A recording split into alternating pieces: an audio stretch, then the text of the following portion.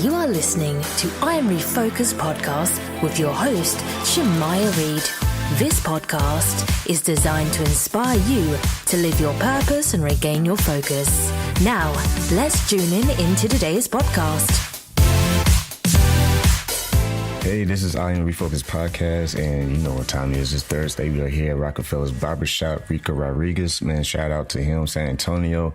If you need a haircut, make sure you stop by and show so much love to my boy, Rico Rodriguez. Today, we have an awesome show for you guys. Today, we are going to talk to SA Life Academy, and this lady in charge of that is Cindy Boynton, and I want to welcome you to the show. How are you doing this morning? I'm good. Thank you very much for having me. And you started your education in Houston.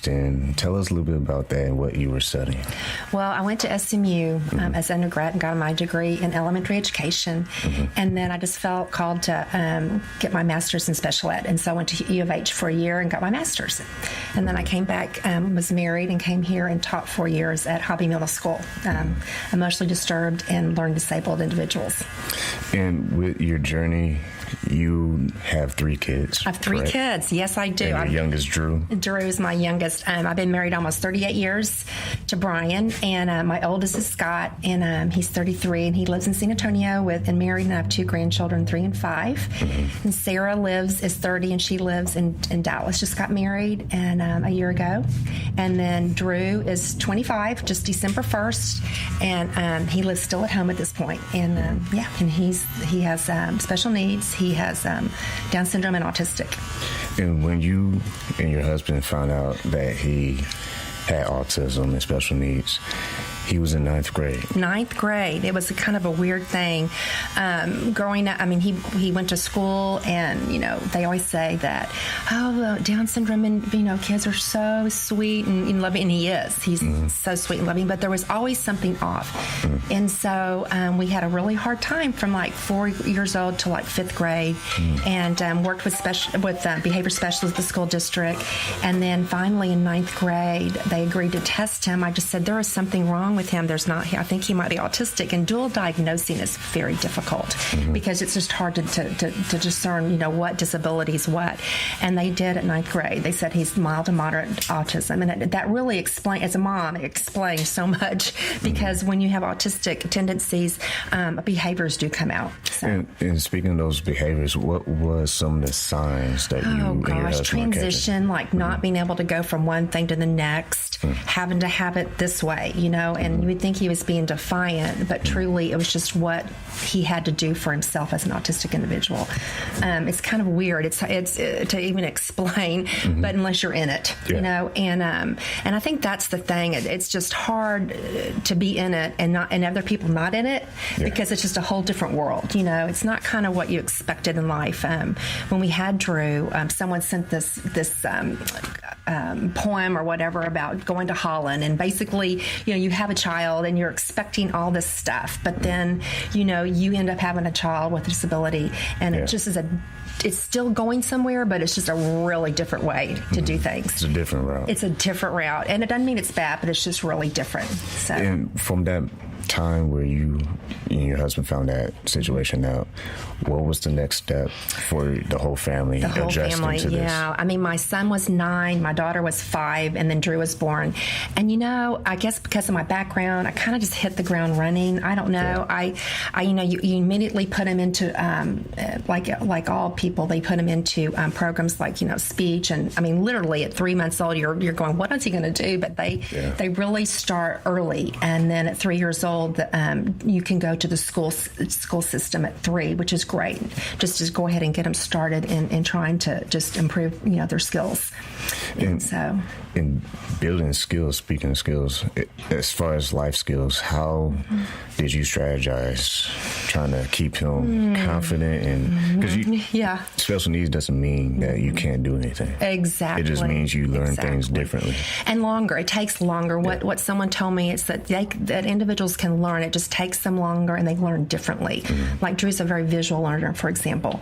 Auditory, he can't really talk a lot. He can talk and speak his mind, but like he can't really. But he understands everything. I always call him street smart. Like he understands everything. He probably can outrun me and do. I mean, it's crazy. But how it changed our life, I think at the beginning was just it's a shock. I didn't have any test or anything, and so when he was born, I was kind of shocked. But it was okay. I mean, I was just like, okay, this is just going to be a different way to do things, and so we just, started our life, and we just put him in therapies, and, my friends and family rallied around, and then about when he was 2, I just felt the need to, I started the Down Syndrome support group here in San Antonio that's really done well. I kind of got out of it when he was 5 years old, but I just got parents to come together, and because I think from, time they're born till about 5 or 6, you really need that support. It's kind of like going to a support thing if you're an alcoholic or if you have cancer. People get you, and you just try to network and find out, well, what do you do? Well, what do you do? And it really, really helped a lot. And matter of fact, I'm still, some of the individuals that were in the 2-year-old starting that are at SA Life Academy. So It's kind of cool. Yeah, we kind of made a full circle, and that's really fun. And speaking of SA Life Academy, in the second segment, we're going to really dive deep into that. But let's talk about how did that transition? How did you even get to that? Because I understand it was in 2017. Right. It was birth. It took a while. The process of people in schools, you go to your 18, okay, and from 18 to 22, depending on your ability, you can graduate at 22. But sometimes the parents decide, okay, I'm going to move to the next step earlier, or I'm going to, the school district says, well, I think I'm done with his goals. We're trying to find him a job, or we're kind of where we need to be for him. And so Drew was about 21. He worked at McDonald's when he was like 20 at the school setting in school. And so he kind of got involved in that. And then he transitioned into a day program. And so my husband and I, when you looked around, and there's a lot of good ones here in San Antonio, but we just felt like South Texas needed something a little bit different. And so it was kind of a God thing. We found My Possibilities in Plano, Texas. And so they've been a great mentor. They've just been so helpful. We go and we get advice from them. We try to model them. So it took us about 1.5 years before we even opened our doors to kind of just prepare for what we needed to do to open the doors. And they really helped a lot.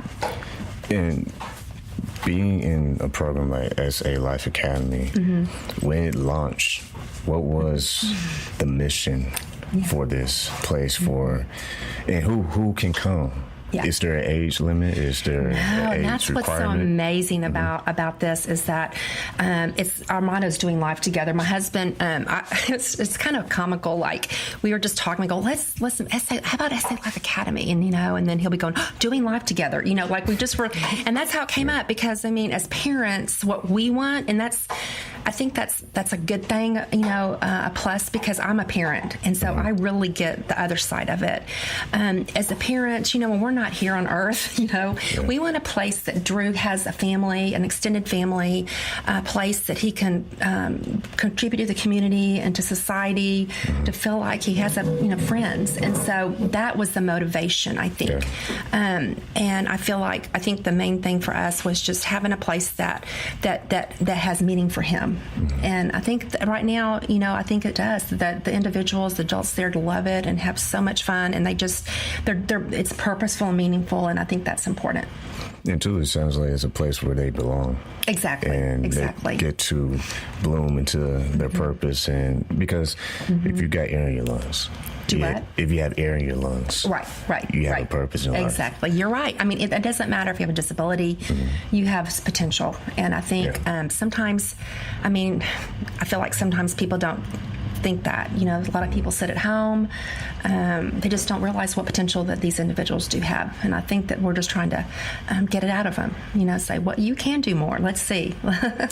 Say parents out there listening, they have a child with special needs, and they're hearing this and they want to know more about this organization. What can they expect when they on first day, on day one? What's that one thing they can expect from the jump? Yeah, well, the thing that differentiates ourselves from most programs is we have 2 special ed teachers that worked in the school district. My belief is that you get what you pay for, and so I just feel like that having a degreed individual there that has experience can really make a program what it is. And my 2 teachers are fantastic, and so when you walk in there, it's organized. There's like an agenda on the board. The students know what they're expected of them during the day, what they're going to do. And basically from 9 to 3 o'clock, they don't sit down except to eat lunch or do I have an art teacher that comes in that used to work at Northeast. They're exhausted because we do not let them stop, because they can go home at 3 o'clock and stop. And that's what my son does. He comes home and he just does his thing. And so it's a good balance. I think it's important that individuals have balance, just like us. When we need to have we need to have downtime. We need to have maybe a job. We need to have friends. We need to have constructive time of doing good. And that's kind of what our guides do. And we're a firm believer in giving back to the world, and that's kind of what I feel is important for them. Because my son, including my son, it's all like, well, what can I do for them? I go, wait, they can do stuff for other people. So it's a mentality switch. And Drew, before we close this segment, let's talk a little bit more about Drew. Shout out to Drew. Drew, man. Oh, my gosh. What was some of the growth that you witnessed seeing in his life after you and your husband and your whole family as a unit started to adapt to his needs and giving him that environment to grow? Right.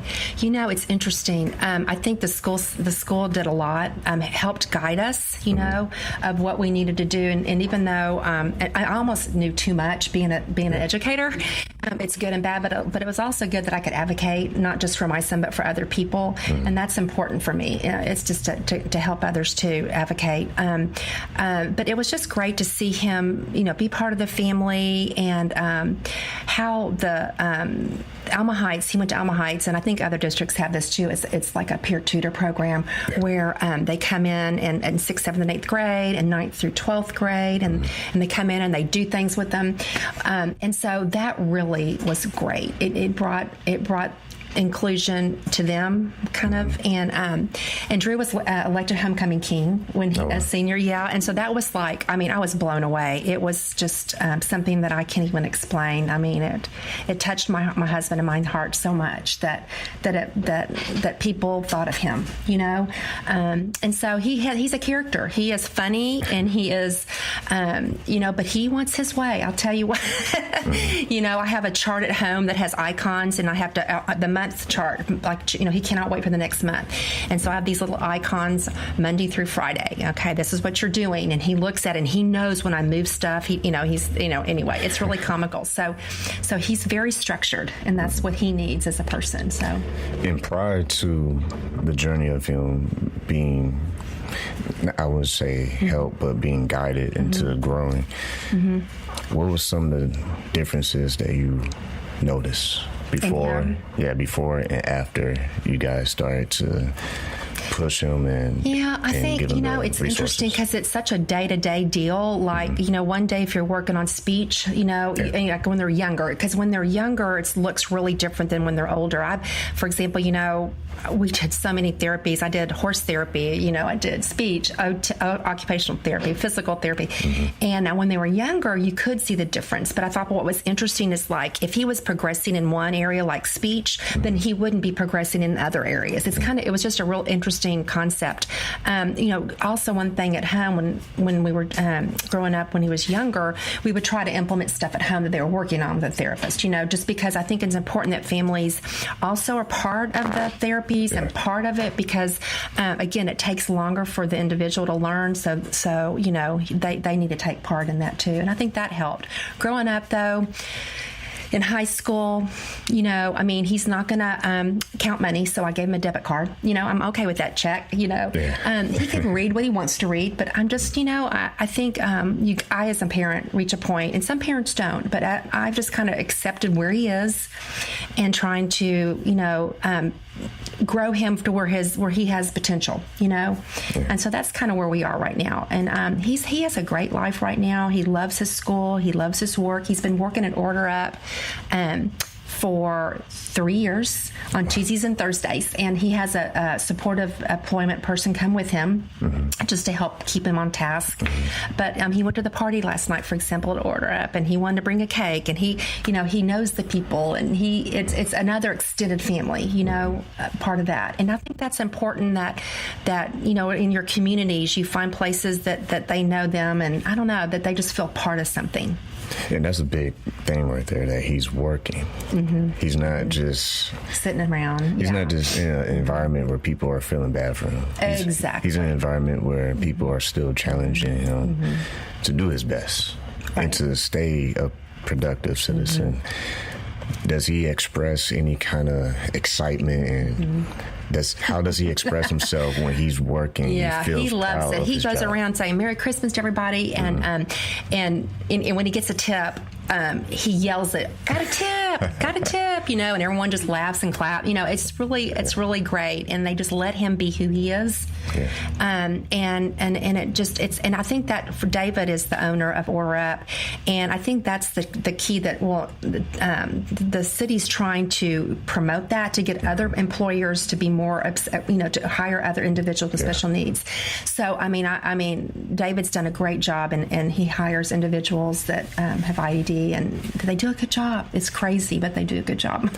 This all is coming in full circle for SA Life Academy. In the next segment, we are going to dive even deeper with all the details, because by now I'm sure parents and relatives who know people with special needs, kids with special needs, they're going to want to know about the details. So in the next half, we're going to talk about how can someone be a part of this and get their kids involved, what's the process of enrollment, and we'll go from there, because this is just the beginning. So don't touch that smartphone. We will be right back after this commercial break.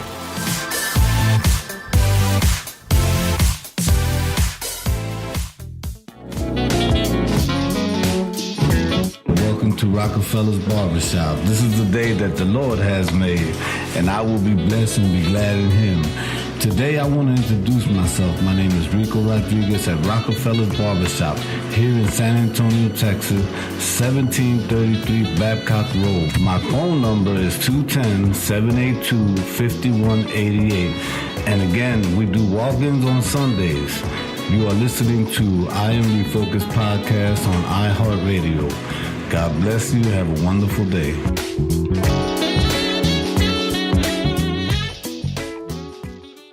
Does your website need more traffic? Well, visit overflowcafe.com today. They make websites popular, and over 41,000 people use their service to gain more customers. They are winning our business. What about you? Visit overflowcafe.com today.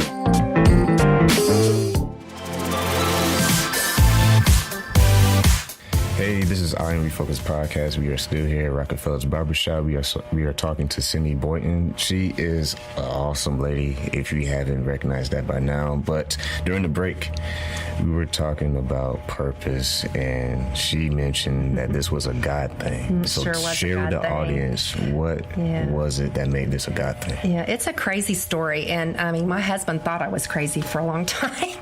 But I we went to the doctor at first, and I just had this nudging that this baby was going to be Down syndrome, and I just went to the 16-week sonogram, and I asked the technician, do you know, can it be Down syndrome? Do you notice anything? And I just kept on getting these things that it's going to be Down syndrome. It's that this child's going to be Down syndrome, and I would tell my friend and my husband, and they just go, oh, it's going to be okay, Cindy. They're probably thinking I was just stressed out or whatever. And it turned out I had to be in bed not because he was Down syndrome, but because of other issues for 3 months.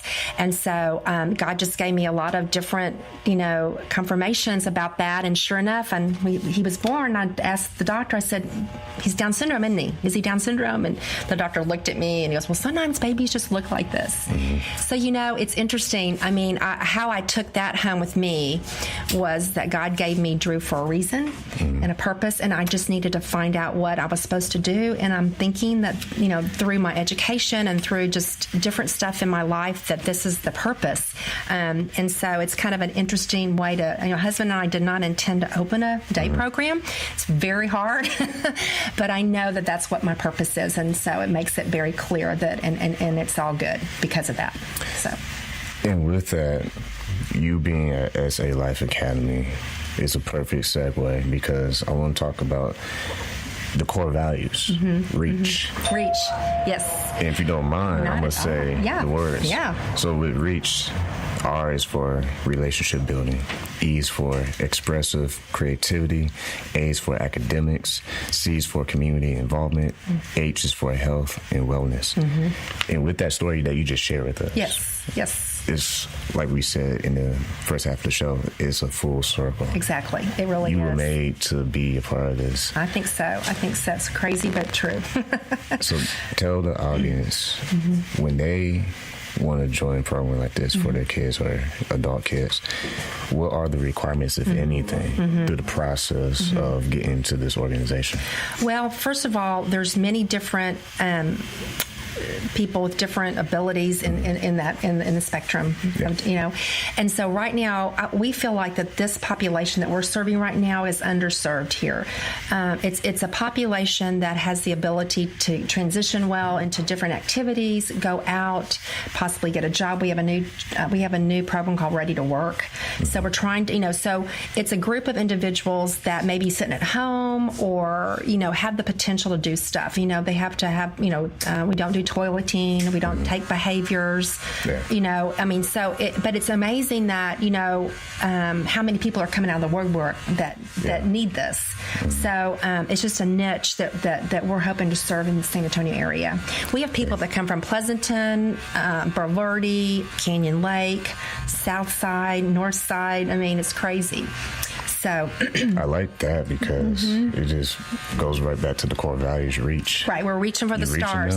Our logo is a little guy that reaches up, and so to the stars. And I think how that we got that is that we just want our individuals just to reach and reach their potential, and just just take life by the horns and just do it. If you had to estimate, how many families do you take care of right now currently at this organization? Right now we're serving about 40 families, and we've been open a year and a half. Wow. And so we take 12 individuals for each class, so we serve 24 adults each day.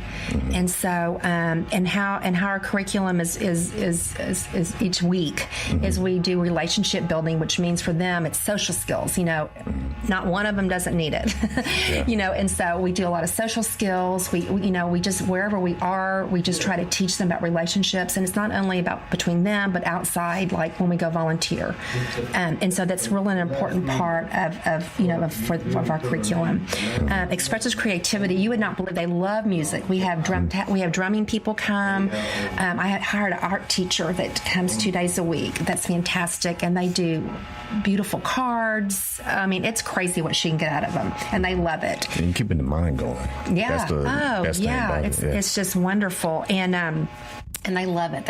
We don't sit in color; it's art, and the drumming, and we try to let them express themselves in different ways, music and stuff like that. Academics, it's kind of, I'd like to say really learning, because we don't really do like book learning, like arithmetic, math, and all that. We just do learning of the world. Yeah. For example, it's like, we're having this Ready to Work program, that we're starting a curriculum ourselves. It's going to be SF a curriculum of Ready to Work, and trying to teach the guys, what skills you need to work if you choose to. And if you don't want to work, those skills are great just for life, life skills. It doesn't really, either way, it's a win-win for everybody. But mainly it's just about, like, for example, last August we did a box to send to Africa, for for them for Christmas, or I think maybe it was in October. And so we had the guys go home, do chores, bring back $5 or $10. We made a list. We went to Target or Walmart. We bought the stuff. They packed the box. They, whatever. But then we went to our smart board and we went to Africa and we showed them this is where it is. This is why we're doing it. To expand their life. Like there's just more than just my son. The world just revolves around Drew. No, there's other parts of the world.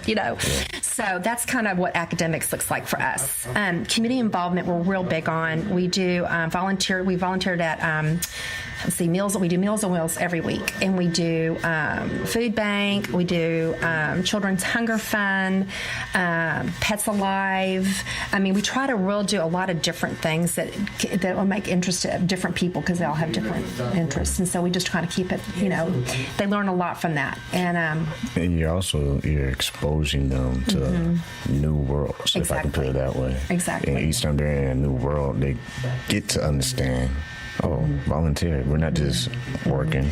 There's a purpose behind every activity. Exactly. And when you go to the volunteer places, they get to see us, and it educates and have a better understanding of what an adult with special needs can do. And so it's kind of it really makes a difference, and people are very impressed, and say, gosh, they're doing a great job, and I'd like for them to come back. And so because a lot of times people in general, we kind of look at the negative of what they cannot do. Exactly. Versus, or they're afraid, or afraid to talk to them or what they're going to do or say. Yeah, and I get that, because it can be a little scary sometimes, So, and the last one we have is health and wellness. This population, loves to eat and sit around, and so we're trying to. And so we really try to help them make good choices of eating. They cook lunches on Wednesday and Thursday. They get to vote of and why they're choosing this. They say for example, Drew's class, they have 6 of them stay back and cook, and that would include setting the table, cleaning up, cooking, and they do measurements and anything with life skills. And the other half go to Meals on Wheels, for example. And so we take that opportunity to also learn through the cooking, too. And then we do health matters, like at the YMCA. We have Zumba come in, yoga people come in. We really try to get them we exercise a lot, go for walks. It's just real important daily, It's an important part of their life. In the students that come to this academy, I can only imagine that they can't wait to they're come so back. Excited. Yes, they really are. If you can think of a couple of stories, or maybe one story of a person being part of this organization and how it changed their life, what's the first story that comes to mind? Wow. There's so many different...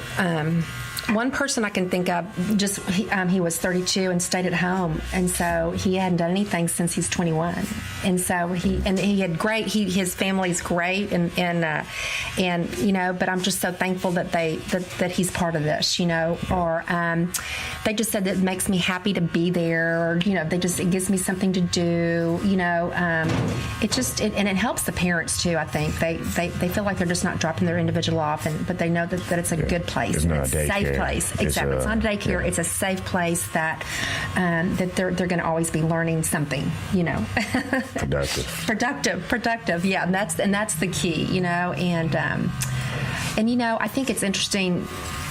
It's different for everybody, It's kind of interesting because not one person of the 24 are alike, And so, but the teachers do a great job. We have, like I said, 2 teachers, and we have an aide. So it's 12 individuals with a teacher and an aide. That one of my aides have been at the school district for 28 years. Oh, wow. So I really try to get people that have the heart to want to be there, but also have the experience, because it helps my life. Yes, and there's a lot of people here in San Antonio who may want to donate. Oh, yeah. Donating is great. You'd be surprised how much it costs. You'd be surprised on how much work it is, too. What I was going to say, too, is that individuals that do go here, if you're the Medicaid waiver program, if you're not signed up at 3 years old, please go to your school district and have them help you sign up to be on the class program or the HCS program. That is so so important because when you get those supplements, they pay for the day program, and that's huge. And we also have private pay, and we also are on general revenue. ACOG, I just got that. They help people too. So make sure you can go to ACOG and get on a list, and they can, and they can you can get monies for day programs too. So, but donating is great. I mean, we can go online to our website and donate. I'd love for people to come, call me and just come for a tour and just see who we are, and it just makes a difference to know. I'm just trying to get people out there to know who we are and know. The goal is, or my vision is, just to, like, My Possibilities has a building. They've been open 10 years, and they have a facility they just built in Plano that serves 450 individuals. And my vision is for South Texas is we can do that. We can make a place here for individuals and make it happen. But we need a village, and I'm looking for villages and people that have a heart for this. So that would be great. And it's almost that time of the year. We're about to celebrate Christmas, and the new year is going to come. What's some of the goals that you have for the organization in the coming new year? Well, right now we're at St. Andrew's Methodist Church, who's been we love it there. They've been so supportive. And we can maybe do one more class there. We're kind of toying with that. If not, we have to have a capital campaign and find another location because we do want to grow and serve others and serve more people. Yeah. And so we're just kind of at a matter of fact, our board is we're going to have a strategic planning session and really look at that in January, what our next 5 years are going to look like. So. And before we close, man, I want to talk about the simple, easy schedule. Because I'm looking at the schedule, 9 to 3. Yes. Oh my gosh, they can't get it all done. It's so funny. The teachers are like, I need more time. So they get there, they can get there at 8:30 in the morning, and they have a little downstairs sitting area, and they talk to their friends, listen to the music. 9 o'clock, they walk to their 2 classes, and they put their phones up. We don't let them use their phones during the day.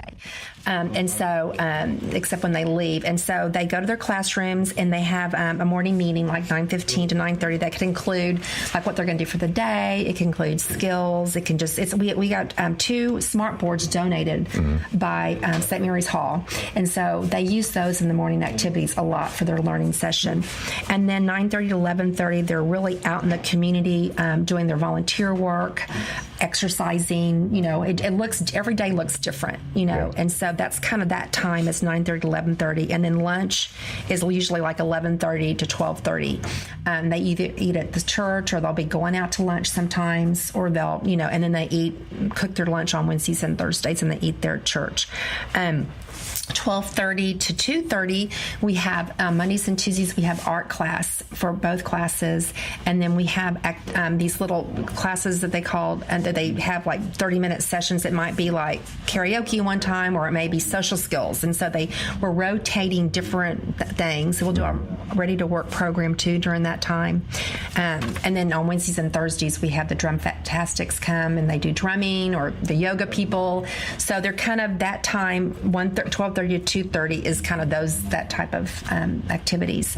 And they'll be busy. They don't sit down. They're like, oh my gosh.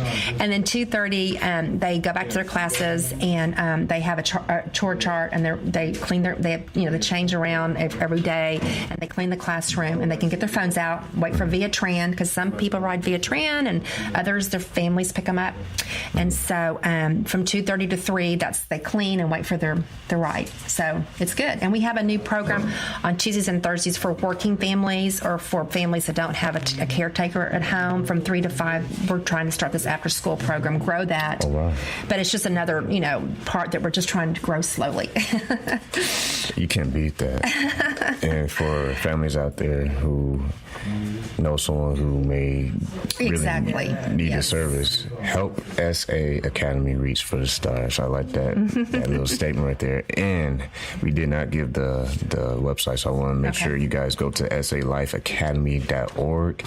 And if you want to contact them, 210-382-1247. Again, we are talking to Cindy. She has been a light on the hill for this city of San Antonio. And I want to thank you and your organization. Thank you so much. Thank you for having me, and just love being here. Appreciate that. And I'm going to let you have the floor. Is there anything that you want to say to our audience before we close? Gosh, no, I think just, I think parents hang in there, and I feel like one thing that I have learned is that I think when they're younger, it's harder, but as they get older, they do mature just like we all do. Yeah. And so that's encouraging. And I think that you'll see a big difference as they grow older, I think that, one thing that I do, kind of a mission for me personally, is that a lot of organizations and foundations give to just children, like 18 and younger. Yeah. And the thing that I feel like needs to be heard is that our guys that are adults are not 18. They're probably 9-year-olds, 10 years old, 11-year-olds. And Yeah. so I think that mentality, I think, needs to change a little bit, because from 0 to 18, there's a lot of funding. They have the school district support. But when they're 18, or, when they get out of the school setting till they pretty much die, the families are responsible for them. And that's when they need the support.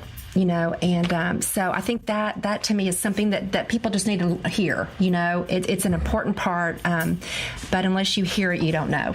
And so that's really a passion of mine, is just to have people understand the reality of having an adult with special needs, that what it looks like after 18 or 21. And that's really great information for parents to be educated as well. Exactly. So if you're looking for a resource to get educated on that, make sure you go to salifeacademy.org. And you can also email Cindy at cindy@saacademy.org. Well, like I said, it was great having you on the show today. And like you always say, every single broadcast, keep God first, stay focused, and peace.